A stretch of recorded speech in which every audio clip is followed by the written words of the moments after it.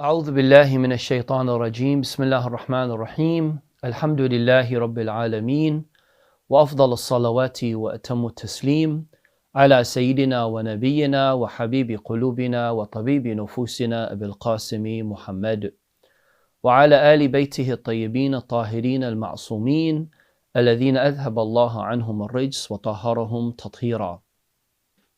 السلام على فاطمة وأبيها وبعلها وبنيها والسر المستودع فيها. عظم الله أجورنا وأجوركم. May Allah subhanahu wa ta'ala accept our aza for the last 2 months of mourning, Muharram and Safar, and of course continuing on with commemorating the tragic events that befell upon Ahlul Bayt alayhim as-salam. We've just passed the sad martyrdom of our beloved Prophet sallallahu alaihi wa alihi, which coincided with the end of the sacred month of Safar. And as Muslims, we try as much as we can to somehow show and express our affiliation, our commitment, our loyalty to the Holy Prophet. The best way that we can do this is in what it is that he himself had requested us to do. A group of people went expressing their commitment to him, their gratitude to him by giving him some of their money and wealth and things like that. And a beautiful verse descended unto the Holy Prophet where through what it is that the Prophet himself had said in the ayah, Bismillah ar-Rahman ar-Rahim, قُلْ لَا أَسْأَلُكُمْ عَلَيْهِ أَجْرًا إِلَّا الْمَوَدَّةَ فِي الْقُرْبَى. That I am not asking from you any kind of reward other than your loyalty, your affectionate love to al-Qurba, to my kin, to the family members of the Holy Prophet. Now this ayah itself, without doubt, no two Muslims would disagree on. All Muslims somehow do have that love or respect to not only the Holy Prophet but also his progeny, his offspring.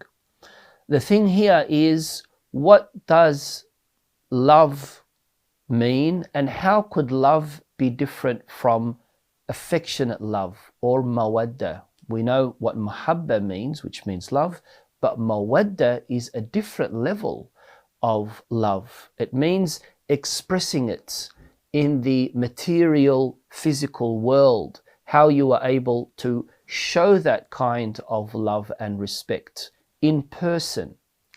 And what we can see, what we can say clearly is that the followers of Ahlul Bayt alayhim as-salam, the Shia of Amir al-Mu'mineen, are the only people who have really shown time after time that mawadda to qurba and the kin of Rasulullah sallallahu alayhi wa alihi wasallam. How can that be seen? Clearly we understand that it was not only a matter of showing that level of loyalty and commitment to the Holy Prophet while he was alive, but also after his departure from this world. What I will be focusing on, inshallah, in this brief presentation is the event surrounding the unfortunate miscarriage of Sayyida Fatima Zahra alayha salam, the beloved daughter of our Holy Prophet. She was pregnant, and due to certain events that unfolded after the departure of the Holy Prophet, after the passing away, after the martyrdom of the Holy Prophet, she lost the unborn child because of these particular events. And what we do know is the name that was given to this unborn child is, of course, Muhsin, al-Shaheed Muhsin alayhi salam. That name given to him by his grandfather, the Holy Prophet sallallahu alaihi wasallam. So I'm going to tackle this incident from different angles, hopefully being able to cover as much as I can in order to show not only the significance of this particular event, but also how it has an effect on us as the followers of Ahlul Bayt, what kind of impact it should have. And that's why this particular time, passing the Shahada of the Holy Prophet with the ending of Safar, entering into the month of Rabi'ul Awwal, we are kind of like close to that particular time where all of this happened. I'm going to speak about that in detail. What we do know is that Sayyidah Fatimah Zahra, in the year 11 after Hijrah, which is when the Holy Prophet departed this world, she was pregnant.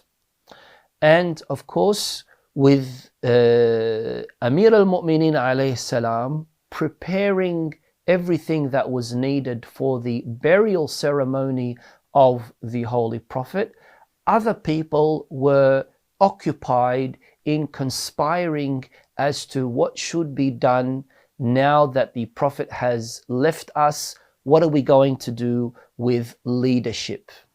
Of course, here, to add as a footnote, we can see that this itself is a clear sign that those people and people today that carry that kind of mentality still don't really recognize the Holy Prophet in his full potential status, in him being the messenger of God, where he's going to be leaving out that chunk, that large portion of such an important case of leaving the Muslim Ummah in a chaotic way where it is for them to decide who is going to be the next leader. A pilot wouldn't do that. A ship captain wouldn't do that.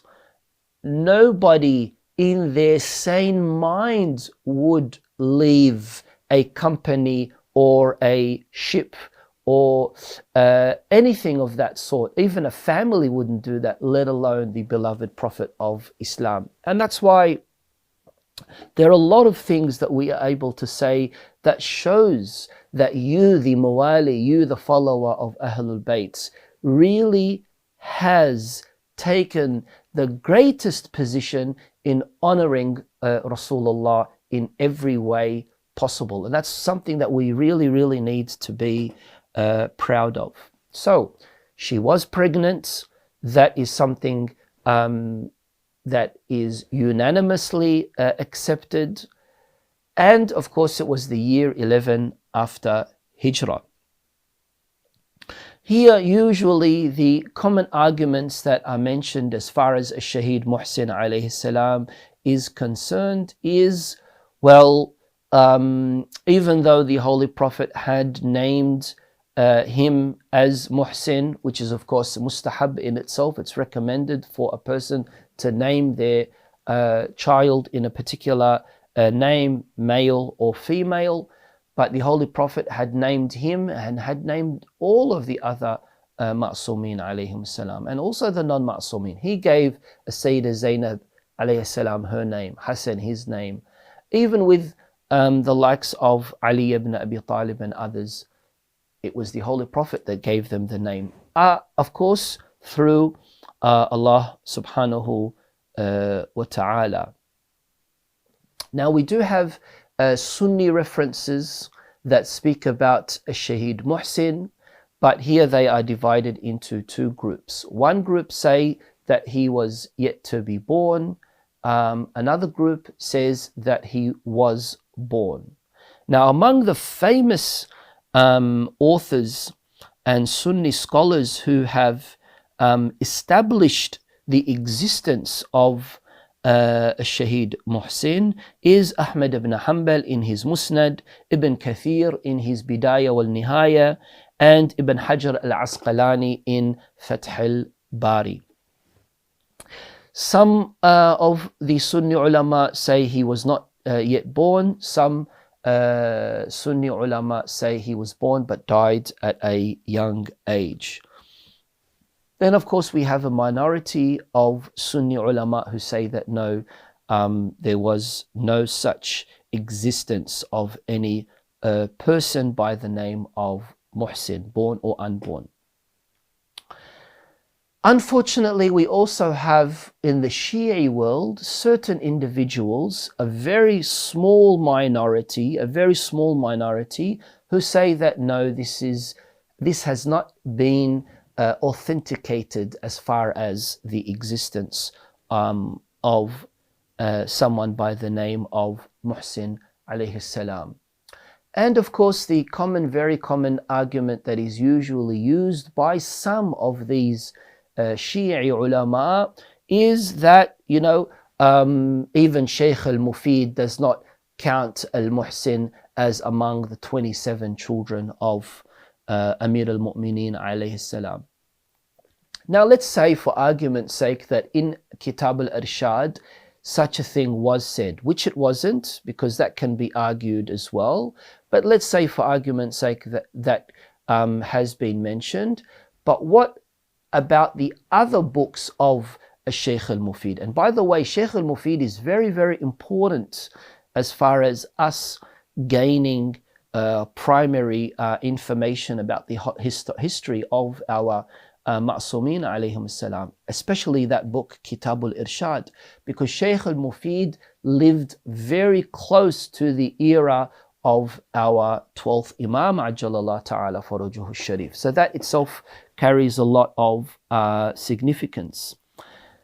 But as I said, for argument's sake, we can kind of like, if we are going to question what's been mentioned in Sheikh al-Mufid's Kitab al-Irshad, or the Book of Guidance, which has been translated into English, by the way, I would recommend all of my brothers and sisters to read this book.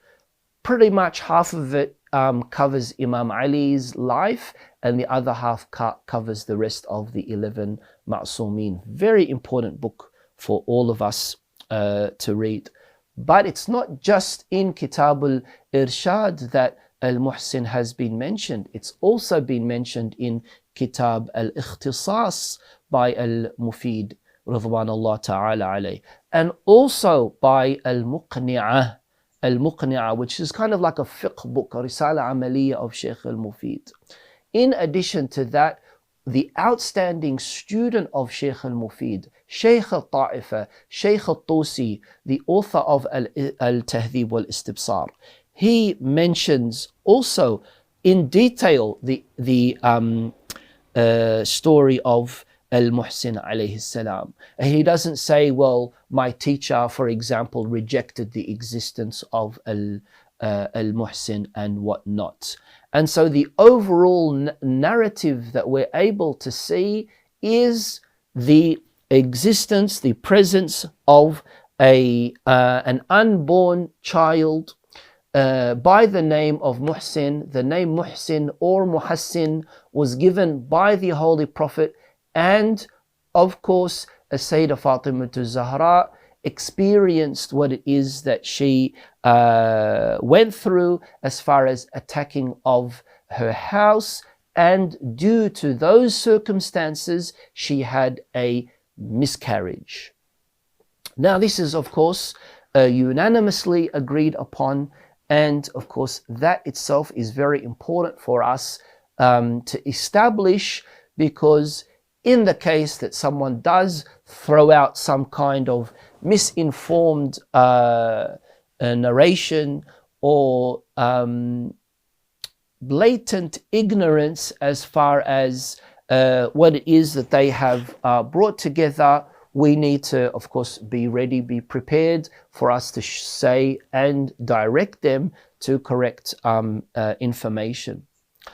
Just a side note here as well, that's why we always need to refer back to our ulama, our mainstream ulama, our mainstream historians, to always verify the information that we have.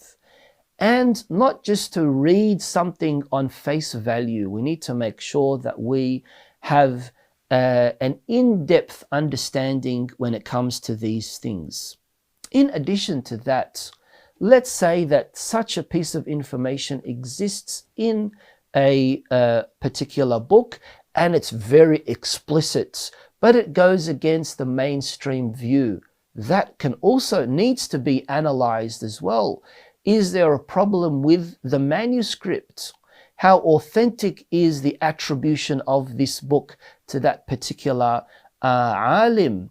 You know, and even when it comes to manuscript research and things like that, maybe the wording was different. Maybe it was from a later copy or edition of the manuscript. Maybe it wasn't researched in the right way. And all these different scenarios that we are able to come up with. There is, of course, a famous book by someone by the name of al-Khasibi in al-Hidayah al-Kubra, and of course he is a Nusayri, but he had written extensively about our Ma'sumin alayhim salam, and he explicitly mentions, this is one of the early references, he explicitly mentions this whole event about Umar ibn al-Khattab and of course his associate Qunfudh, and all those issues as far as collecting wood, burning parts of the house, kicking the door down, Sayyidah Zahra alayhi salam being squeezed between the door and the wall, a particular nail piercing through her blessed shoulder, her asking her maid Fidda radiyallahu ta'ala anha to help her, the miscarriage happening, and all of these other issues that we all know about.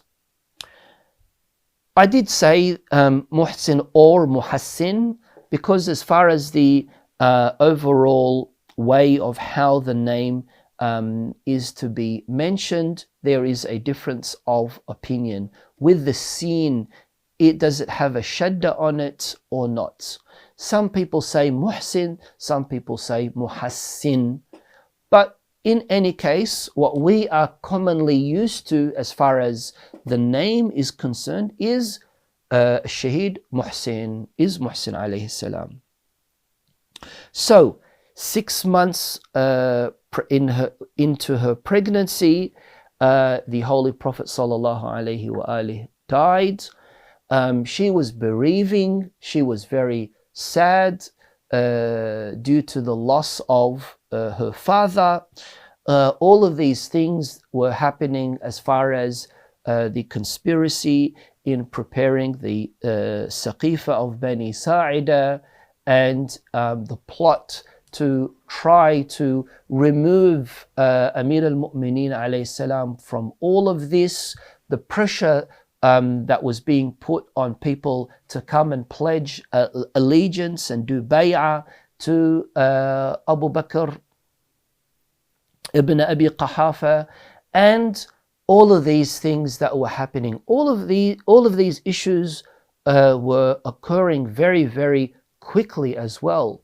Imam Ali had only one thing on his mind, and that was the honorary burial of the Holy Prophets. He also was trying to make sure that he doesn't aggravate the situation, because he was given that particular command, that order from the Holy Prophets. And that's why when they came to attack Baytul Wahi, and we need to say Baytul Wahi as well, because Babu Fatimah is Babu Rasulullah. We know that all of the doors to the Masjid al-Nabawi al-Sharif were closed except for the door of Fatima. We know that the Holy Prophet would regularly for months on end go and summon them, wake them up, or call them for salah, and he would say, while knocking on the door, إِنَّمَا يُرِيدُ اللَّهُ لِيُذْهِبَ عَنْكُمُ الرِّجْسَ أَهْلَ الْبَيْتِ وَيُطَهِّرَكُمْ تَطْهِيرًا. We know about that. So we know that the house of Fatima was the house of Wahi. We know that the house of Fatima had a very high status in the eyes of the Holy Prophets. So let's say that there was a 10% probability, that only 10% it could have happened, that somehow Umar ibn al-Khattab or Abu Bakr were involved in pressuring Fatima to Zahra, or somehow insulting or abusing or anything of that sort. Of course, they should be held accountable. Now, I said 10% because let's remove all of these, probably things that we might have to say. But even if we have the least chance that they were somehow involved in all of these things, they should still be held accountable. And that's what I meant when I said that you, the follower of Ahlul Bayt, you, the Mawali, the loyal Shi'i of Amir al-Mu'mineen alayhi salam, you are showing the highest level of commitment and loyalty to Rasulullah sallallahu alayhi wa alihi, whereas the others are not, because they haven't made their stance clear. They haven't shown their position when it comes to that mawaddah fil qurba. Now, we know, as I was saying, that Fatima Zahra was 6 months pregnant. We also know that it happened, the attacking of the house happened after the departure of Rasulullah. What particular day, we don't know. But we do know that it happened within at least, or at most, a month after the Shahada of the Holy Prophets. It might not have happened immediately after the Shahada. And we do refer to this time as al-Ayyam al-Muhsiniyya. Al-Ayyam al-Muhsiniyya, or the Muhsin days. These are the Muhsin days of mourning, because that event with the miscarriage, with Az-Zahra being squeezed between the door and the wall, and the wounds that occurred because of that particular attack on her house led to her martyrdom.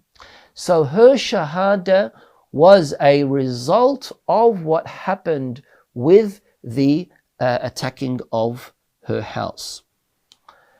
Historians do say that this event of the attacking of Daruz Zahra did not happen just once or twice, that there were numerous times that they came to put pressure on Amir al-Mu'mineen alayhi salam to do bay'ah to the first Khalifa Abu Bakr.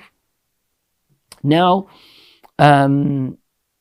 with, of course, this, we can see that the assumption that it was just a one-off incident, they came, they put wood, they burnt the door down, and that's it. No, historians do say that there was more than one time that this holy house, the sanctity of this holy house, was desecrated by those very people.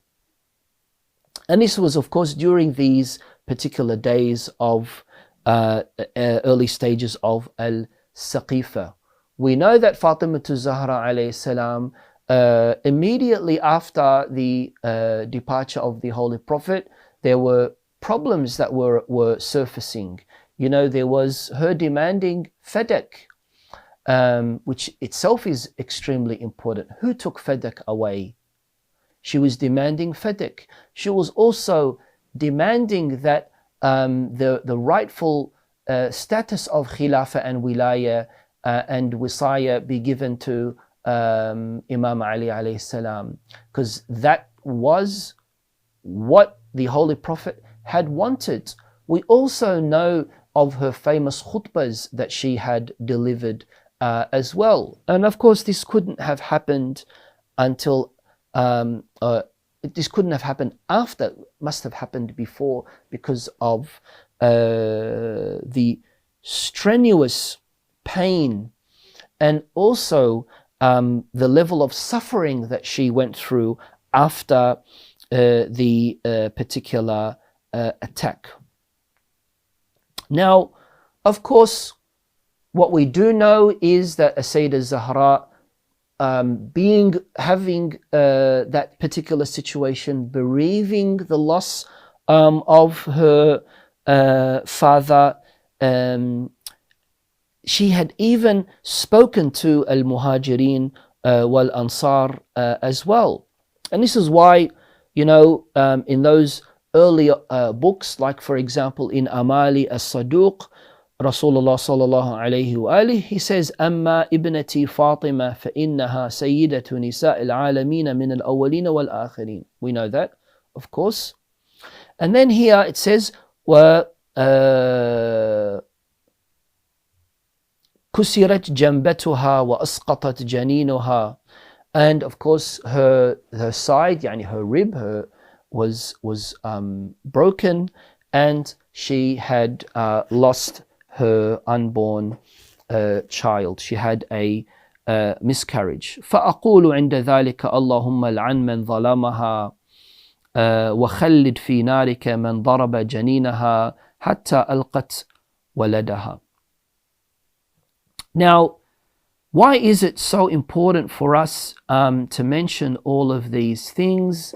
Because on a theological level, we understand that when it comes to something as significant as this, especially that pressure that's being put onto Imam Ali, other people didn't do bay'ah, and they were the companions of the Holy Prophet. They didn't do bay'ah. But why was there such a focus on Imam Ali? Because of the status that he had, because of the influence that he had in the eyes of people. And that's exactly why they did what they did, in that heinous way, in that evil way, no respect whatsoever, male, female. And that's why the historians, they mention inna fi dari Fatima, that that Fatima is in the house, and this particular person said, "What in? So what? It's a female. It is a female, a pregnant female, the daughter of the Holy Prophet, the only living child of the Holy Prophet. Shouldn't you be honoring her in the highest level possible?" Let's say that all of the Shia are wrong and they are have been misled and misinformed and all of these things. Where is your position when it comes to Fatima Zahra? Does it not say in al-Bukhari, when az-Zahra went and met with Abu Bakr and Umar, and she refused to reply their salam, and she refused to meet with them, and she refused to allow them to participate in her burial, and her burial was secret, and her grave until today is unknown and a secret, as a form of demonstrating, as a form of protesting against the tyranny that she faced by them, not by other people. This is why the Holy Prophet had said, يَرْضَى اللَّهُ لِرِضَاهَا وَيَغْضَبْ لِغَضَبِهَا, that Allah subhanahu wa ta'ala is going to be happy with those who she is happy with, and be wrathful to those that she is upset and angry with. Now, when they did attack the house, and this particular event occurred, and al-Shaheed Muhsin, he lost his life. That's why we call him Shaheed, because of the attack. It was as a result of the attack that Sayyidah Zahra had a miscarriage, and al-Muhsin was killed. And of course, Imam Ali alayhi salam, the courageous person that he was, he resisted, of course. But then he said, لولا وصية رسول الله, if it was not for the wasiyah of the Holy Prophet. And that's why they use this, these enemies of Islam, these enemies of humanity, they use this to their advantage. And that's why they said in a proud way, because they stepped back a bit, then they said, after he said لولا وصية رسول الله, if it wasn't for what it is that the Prophet had told me, that I don't shed any blood, then they said, after stepping back, they said, أيها الناس إنه أيها الناس الرجل موصى, that, oh people, he has an order that he has to follow. And that's when they comfortably grabbed him and dragged him to do bay'ah. Of course, there are those who say he did do bay'ah. There are those who say that he didn't do bay'ah. That the swiping of the hand occurred, but bay'ah in itself did not really happen. Now, who witnessed all of these things? Who witnessed that there was someone by the name of Muhsin and Sayyidah Zahra was pregnant? Yes, other than the Holy Prophet, we have Imam Ali, we have Imam Hassan, we have Imam Hussein, we have Sayyidah Zainab, we also have her maid Fidda, and we also have all of these narrations that have been given by al-Ma'sumin alayhim salam. This is why it's so important to commemorate this particular event. Let me read a piece of poetry that has been mentioned in reference to al-Muhsin alayhi salam. Well, it starts off by قال سليم قلت يا سلمان هل دخلوا ولم يكن استئذان قال أيوة عزة الجبار. And then here, this is what I wanted to mention.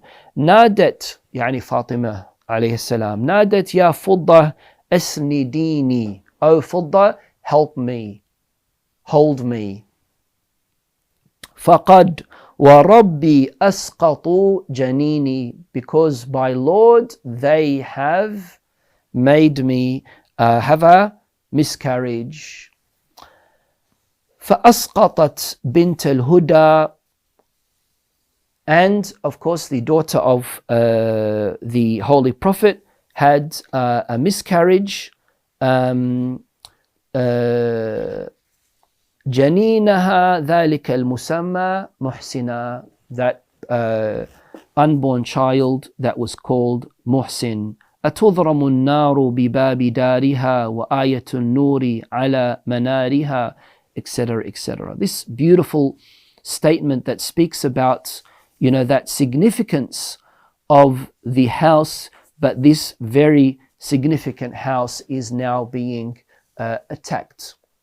As I said in the beginning of my talk, we can tackle this from different angles, from a theological side, from a historical side, from a fiqhi side, from a Qur'ani side, from a riwa'i hadithi side. But all in all, what we do know, what we can say is that the very commemorating of this particular event and mentioning not only the attacking of Daru Zahra alayhi salam, not only attacking this Baytul Wahi and that which led to the martyrdom of Sayyidah Zahra, but what adds to the calamity, to the musibah, is the loss of this third son of Sayyidah Az-Zahra alayhi salam by the name of Muhsin. So when we put these things together and when we say that we need that level of awareness on every level, political, social, spiritual, moral, and everything else, that is why we, my brothers and sisters, need to carry on with the legacy of remembering this. I'd like to mention a narration from Imam As-Sadiq alayhi salam that speaks about the status of Shaheed Muhsin. where on Judgment Day it says, وَيَأْتِي مُحْسِن مخضبا محمولا تحمله خديجة بنت خويلد وفاطمة بنت أسد. That al-Muhsin will be coming on Judgment Day, and he will be held by his grandmother from his mother's side, Sayyidah Khadija alayhi salam, and his grandmother from his mother's side, Fatima bint Asad alayhi salam. And of course the rest of the hadith that speaks about people being grievous, people being sorrowful, people of course wanting to somehow, demand that haqq that they were deprived of, and wanting to, of course, remember him and the legacy. Just imagine, my brothers and sisters, what we would have with, in addition to what we have with al-Hasan alayhi salam and al-Husayn al-Shaheed alayhi salam, and then al-Muhsin. Just imagine what we would have. And this is why it's a very, very sad event.